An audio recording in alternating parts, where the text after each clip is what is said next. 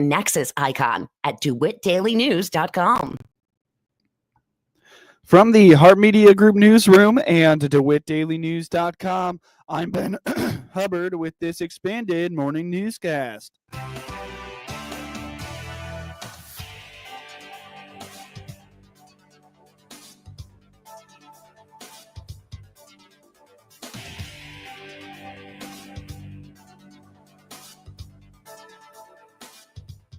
Good morning and thanks for being with us. I'm your host today, Ben Hubbard.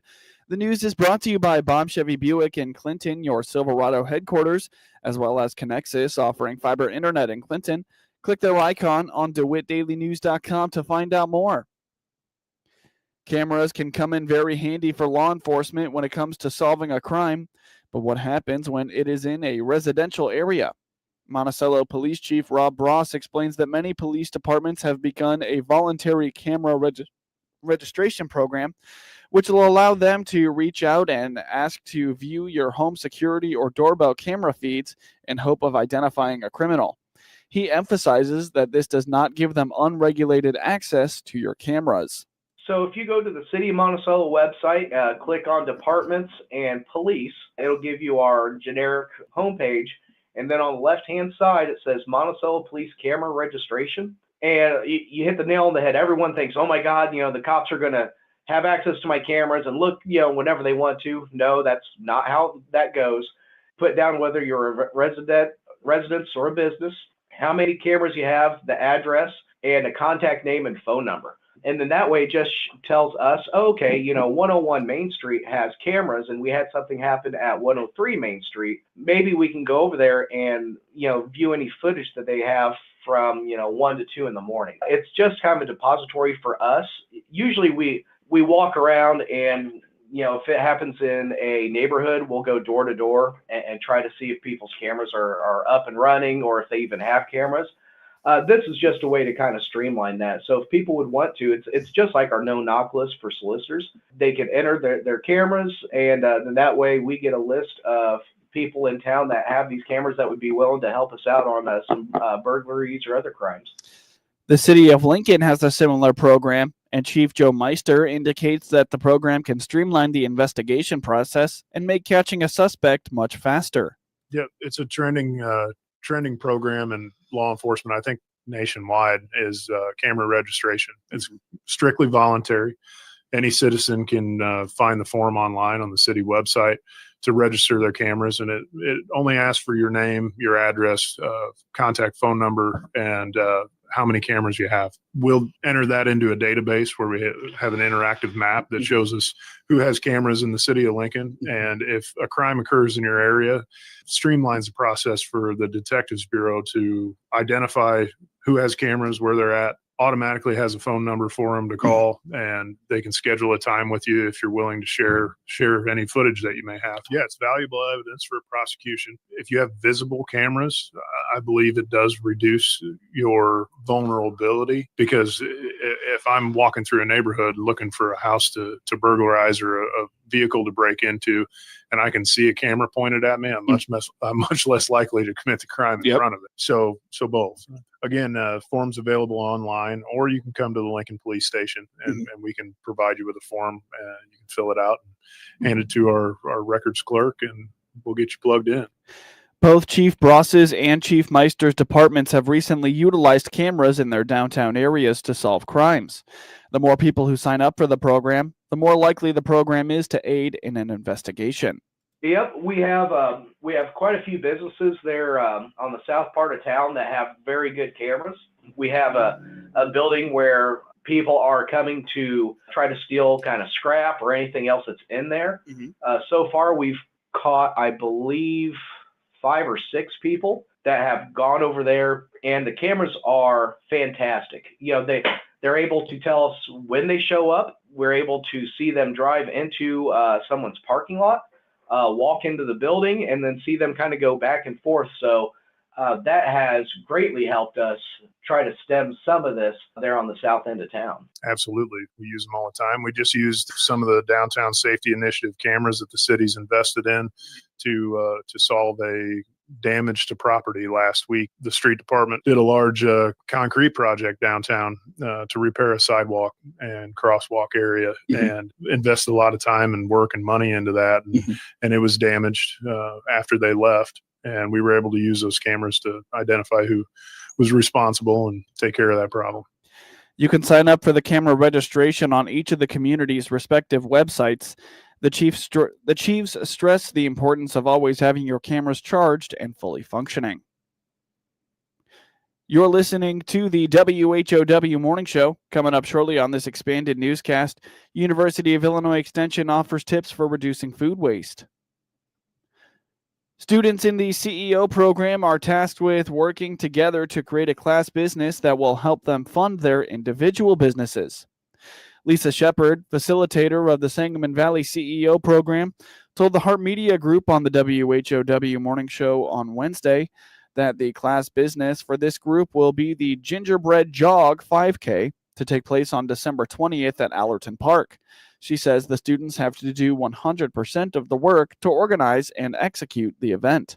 They move, like I said, into a class business. My class this year is doing a Gingerbread Jog 5K, December 20th, and they have to do all the work. That they have to figure out how to plan it, how to run it, how to move it along. So it really gives them a lot of hands-on experience throughout the semester. Yes, absolutely. The badge business is one of the key building blocks to that. And then we become very purposeful as to the speakers that we have come in.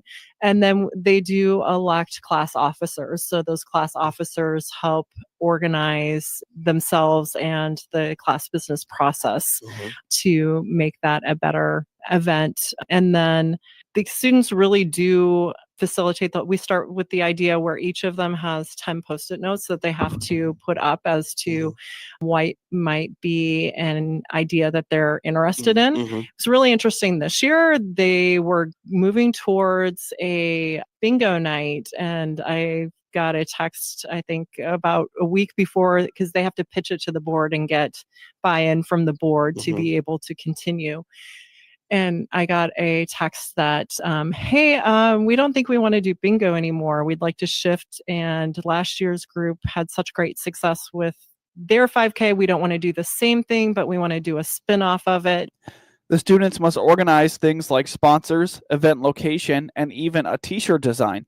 Shepard says all of these skills build together to prepare them for their individual businesses in the class, but also life after education. They put together a board pitch in 7 days and have been rocking it ever since. Like, they've got their sponsors tackled, and they've got a great t-shirt designed, got 100 participants registered already. So looking to amp that up by the race on the 20th. A lot of the core work takes place within the class period just because we're 5 schools and very busy lives. They do collaborate kind of via text or messenger or to do things outside of class as well. Sure. It depends on how well they use the class time.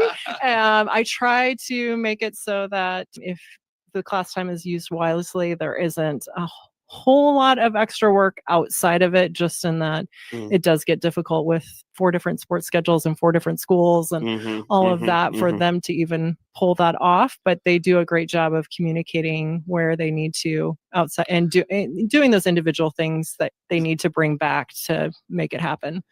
The event welcomes people of all ages and abilities. While you can walk or run in the race, they will host a craft tent, have a DJ, and Moonbeam Coffee will also be present. What we find is a lot of the holiday events kind of wrap up well before Christmas, and this gives folks an opportunity to come out, their families, get some walk or run, whatever is your cup of tea. And they will, this year, they're going to be chased down by the gingerbread man. So they've incorporated, there's going to be a craft tent. They've got a DJ. Moonbeam Coffee will be selling coffee out at the event. So just should be a really fun morning for the runners, joggers, and then those who want to just come cheer them on. It is going to be at Allerton Park. Okay. It's December 20th. All the details, if you go to our Sangamon Valley CEO page, top banner, click the link, find out about the individual business, and that will take you directly to the link to register.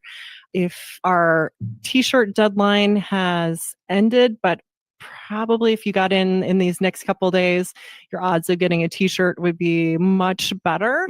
As those registration dates go out further. We've already had to have our number in, so no t-shirt guarantee, but still would be a lot of fun and a great morning.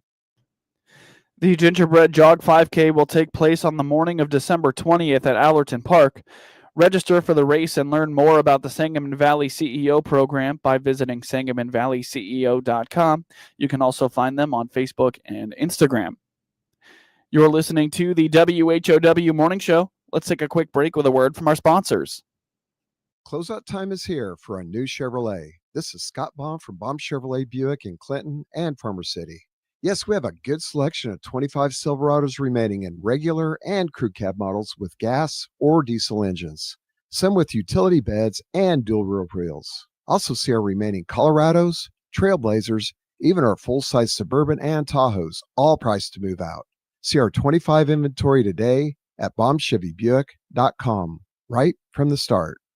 Experience the power of better connection with Connexus Fiber Internet. Connexus delivers ultra-fast, reliable speeds to keep you connected at the speed of life. Whether you're working from home, streaming your favorite shows, or gaming with your friends, Connexus has you covered. Say goodbye to buffering and dropped calls and say hello to fiber fast internet. Ready to upgrade your connection? Sign up today by clicking the Connexus icon at DeWittDailyNews.com. Nothing connects us like Connexus. News time is 22 minutes after the top of the hour. You're listening to the WHOW Morning Show. According to the USDA, about 30 to 40% of food in the U.S. is wasted every year. Caitlin Mellendorf, nutrition educator with the University of Illinois Extension in DeWitt, Macon, and Piatt counties, explains that with the holidays brings plenty of food, from extra Halloween candy to Thanksgiving and Christmas dinner leftovers. She says it's important to keep waste to a minimum. Yeah, so all that extra candy, it stores decently well. So as long as your home has, it's not, crazy hot where the chocolate's melting, or freezing, that candy is going to last for a while just at room temperature. So you can certainly pack it away if you're like, we're just kind of sick of all the Halloween candy for now. Absolutely, pack it away, put it in a container. It'll stay at room temperature for a while. If you have the freezer space and you want to do that really, really long-term storage, you can certainly put that in the freezer for just to hang out and be really, really cold. And then in like general food waste is a big issue, not just during Halloween, but throughout the year, right? We're looking at how can we maximize the food that we're eating so we're not wasting money. Groceries are super, super expensive. We know inflation's a really big deal right now. So how can we look at saving the foods that we have? So compost options are great. And then inside your home, a lot of skills around planning meals and looking at shopping from your pantry before you go buy more food is really important to reducing that food waste. And then having options for freezing. And then we have some resources within Extension on like produce storage, because we know that those strawberries that sit in the carton sometimes get moldy. And so we can always have those conversations with folks about how do you store your produce, because that fresh fruit's expensive and we want to keep it for a while. If it can be easy to let leftovers sit in the fridge for too long, Mellendorf says meal planning is a great way to figure out when you're going to eat last night's dinner and when you're going to make something fresh. Yeah, so that's where meal planning really, really helps reduce that, because you're looking at your calendar for the week maybe and saying, okay, well, I know that we're going to go out to eat with parents on this night, so I don't need a meal then. And we're going to do, this kid has sports on this day, so we're just going to do a drive-through restaurant dinner, so I don't need to shop for food for that meal. And so having that plan of, okay, what things do I need to keep in my house so that we know, all right, well, roughly this is what I need for the week. And so when you do have those things like leftovers, are they good candidates for freezing? So things like soups and chilies are great for that. Sauces for pasta are great if you do a batch batch cook of sauces, and you can freeze those sauces in other, containers for your freezer, and then pull them out later, in a month for another meal. But planning is the big piece for that. Generally, is if you have that plan and you're able to stick to it, you're going to help reduce that food waste quite a bit. Seed saving is a practice that Mellendorf believes is always good. This allows you to expand your garden and rely less on spending money in the produce section at the grocery store. Yeah, so seed saving, absolutely. If you are growing a garden, or even sometimes some foods will regrow like a second time. So something like lettuce, if you're pulling from the outer leaves, that center core continues to grow. Or even I've done this where for like green onions, if you put them in my cut green onion, right? I keep the bulb part, the white of the onion. And I'll put that in a little glass, just a little bit of water, and it will shoot another green onion just for like maybe one more time. It's not going to give me another full green onion, but it'll give me maybe another, little bit of onion that I can add to, as a garnish on a dish.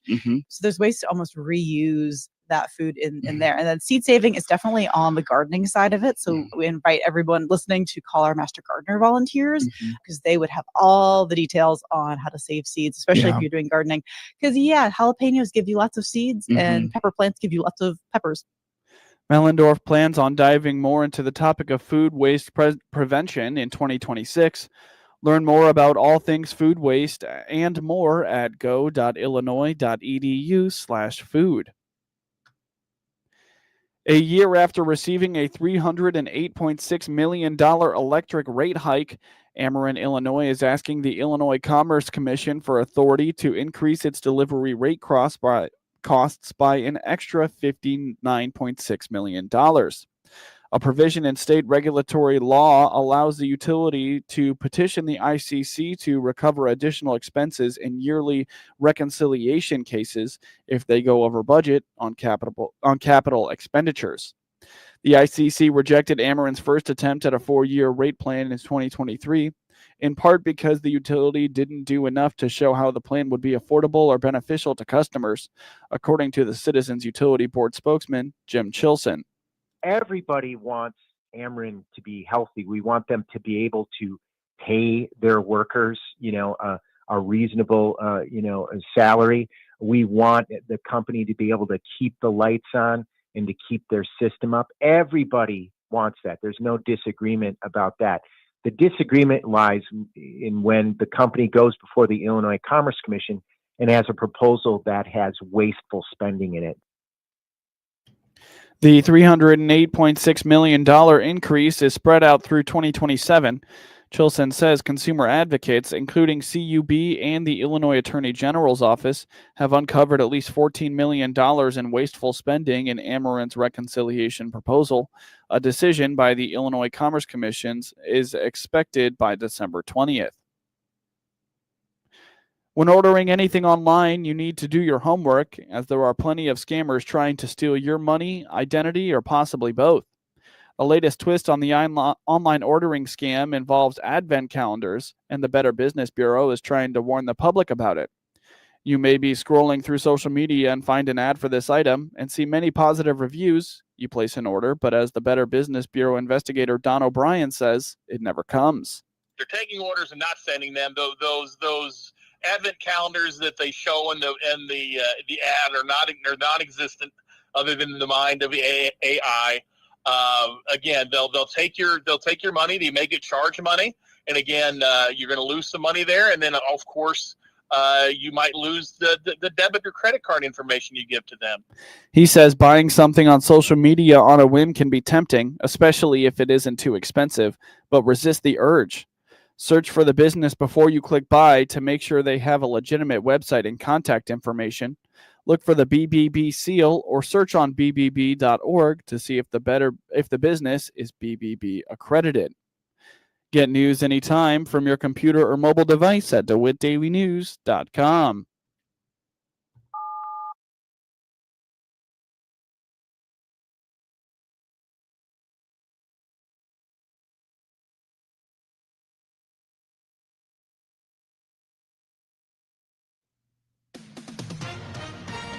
With SRN News, I'm Rich Thomason in Washington. The Pentagon finds itself having to defend Operation Southern Spear, the attacks on suspected drug-running boats bound for the U.S. from the Caribbean. The Pentagon spokesman says defense intelligence confirms irrefutable evidence that those on board the vessels were narco-terrorists.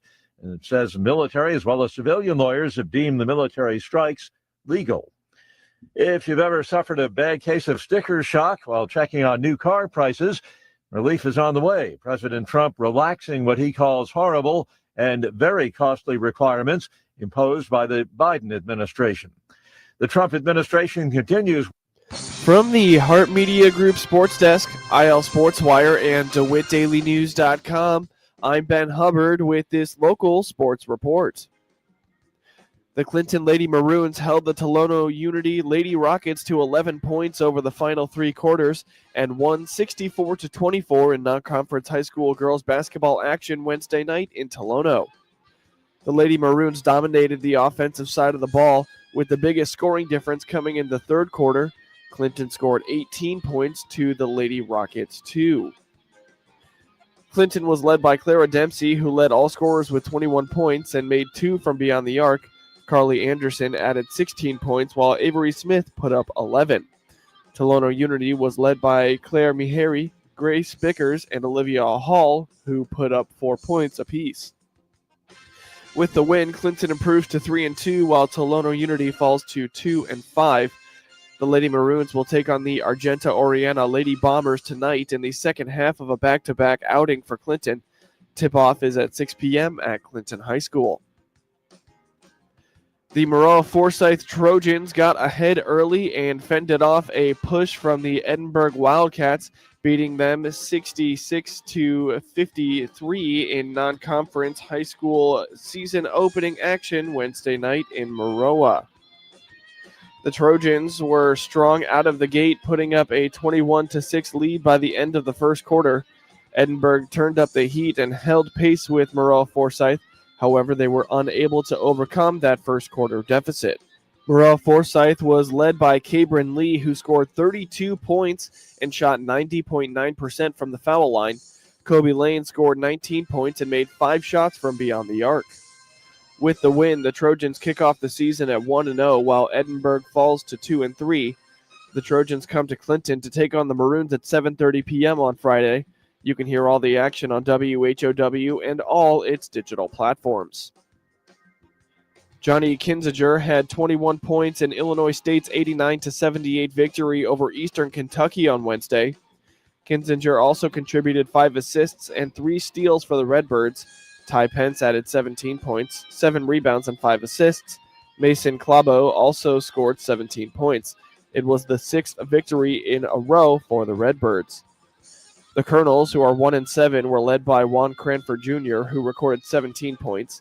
Eastern Kentucky also got 15 points and 7 rebounds from Jaden Harris. The loss was the Colonels' 7th in a row. Illinois State took the lead for good with 10 minutes and 7 seconds to go in the first half. The score was 49-41 at halftime, with Pence racking up 13 points. Illinois State used a 9-0 run in the second half to build up an 18-point lead at 62-44 with 15 minutes and 45 seconds left in the half before finishing off the win. Michael Porter Jr. had 33 points and 10 rebounds, and the Brooklyn Nets won consecutive games for the first time this season, beating the depleted Chicago Bulls 113-103 on Wednesday night. Noah Clowney scored 18 of his 20 points in the second half to help the Nets improve to 5-16. Nick Claxton had 14 points, 9 assists, and 8 rebounds. Josh Giddey had 28 points, 11 rebounds, and 11 assists for his 5th triple-double this season for Chicago. The Bulls dropped to 9-12 with their 5th loss in a row. Chicago played without 7 injured players, including rookie forward Noah Esenge, the 12th overall pick in the NBA draft, who will have surgery on his left shoulder and miss the remainder of the season. Porter followed up on a season-high 35-point effort in a 116-103 home victory over Charlotte on Monday night against Chicago. Porter hit 4 of his 5 3-point baskets in the second half as Brooklyn pushed back after Chicago narrowed the Nets' lead to as little as 5. Nikola Vucevic finished with 16 points and 11 rebounds. Ayo Dosunmu added 16 points, but Chicago was held to 42.2% shooting and committed 16 turnovers. The Nets host Utah on Thursday night. The Bulls host Indiana on Friday night. The Blackhawks and the Kings are to face off twice in 3 nights in Los Angeles. The LA Kings and visiting Chicago Blackhawks will get to know each other even better when they play the first of back-to-back games on Thursday night. The Kings will host the Blackhawks again on Saturday night before Chicago closes its 4-game road trip on Sunday at the Anaheim Ducks. The Blackhawks opened the road trip with a 4-3 shootout loss against the Vegas Golden Knights on Tuesday. Chicago was dropped 6 of 7 after getting off to a 10-5-4 start, but Blackhawks coach Jeff Blashill was pleased with their latest effort.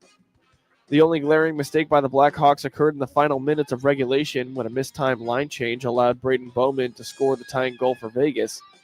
The Blackhawks are 1-6 in games that have gone beyond regulation, something they'd like to flip if they hope to be a serious playoff contender. Connor Bedard scored his team-best 17th goal, giving Chicago a 3-2 lead early in the third period. The Kings ended a 5-game point streak by the Blackhawks with a 3-1 victory in Chicago on October 26th. The Kings lost 3-1 to the visiting Washington Capitals on Tuesday night, ending a 5-game point streak of their own. LA has been held to 2 goals or fewer in 4 of the past 5 games and 6 of 8. Los Angeles forward Philip Denault is among those who are overdue. The 12-year veteran does not have a goal in 26 games this season. He scored 17 goals in 78 games for the Kings in 2023-24, but was limited to 8 goals in 80 games last season. He's averaging 16 minutes and 24 seconds of ice time, his lowest since 2016-17 with the Montreal Canadiens, and played just 12 minutes and 58 seconds against the Capitals. Hiller moved Quinton Byfield onto a line and Anze Kopitar and Adrian Kempe during the loss to Washington, but still came up empty. Kempe scored the Kings' lone goal against the Capitals. He leads the team with 23 points, with 9 goals and 14 assists. Just over 1 year has passed since Jim Montgomery was fired as the Boston Bruins head coach and found a new start with the St. Louis Blues. With the Blues' current form of 9-11-7 looking similar to the up-and-down start that ended his time with the Bruins last November, Montgomery's current and former clubs will meet for the first time since he changed benches on Thursday night when he returns to his former stomping grounds. St. Louis is 3-3-4 in its past 10 games, but a 4-1 home loss to the Anaheim Ducks on Monday was the first regulation setback in a 4-game span. Montgomery was in the headlines for a verbal exchange with Jordan Binnington after pulling the goaltender in the first period, but cooler heads prevailed quickly in the aftermath. Beyond Binnington's starts, the Blues saw their offensive struggles continue.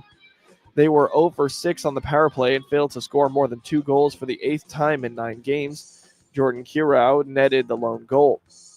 The Blues also have had a tough week on the health front. Montgomery has to figure things out regarding a slew of regulars as the team begins the 3-game road trip. Forwards Jimmy Snuggard with a wrist injury and Nathan Walker with an upper body injury were placed on IR and are expected to miss around 6 and 8 weeks, respectively.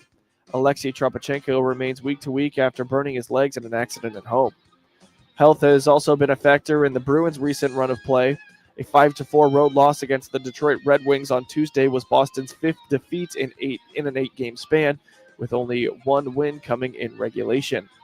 With top scorer David Pastrnak on the shelf and an undisclosed injury that has kept him out the past 3 games, the Bruins lost another defenseman, Michael Callahan, to a lower body injury, just as forward Victor Arvidsson returned from a 7-game absence on Tuesday. Boston chased the game at Detroit, climbing back from a 3-0 and 5-2 deficit to get within 1 goal. With Callahan likely unavailable on Wednesday, Strum expects Frederick Brunette and Victor Soderstrom to be the extra defensemen called up from the AHL Providence.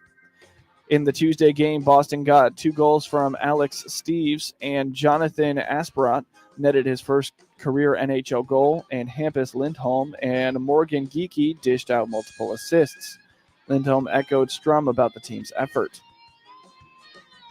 The Detroit Lions and Dallas Cowboys are the top two teams in the hunt for an NFC wild card and are still holding on to hopes for competing for division championships.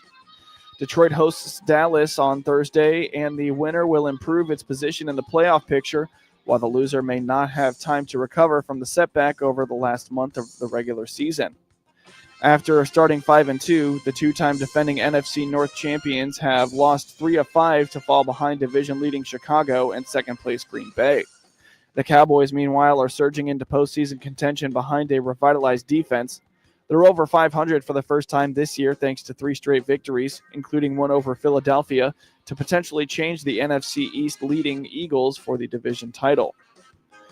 Dallas quarterback Dak Prescott acknowledged he looked up the NFC playoff picture this week after he saw the AFC rundown on TV.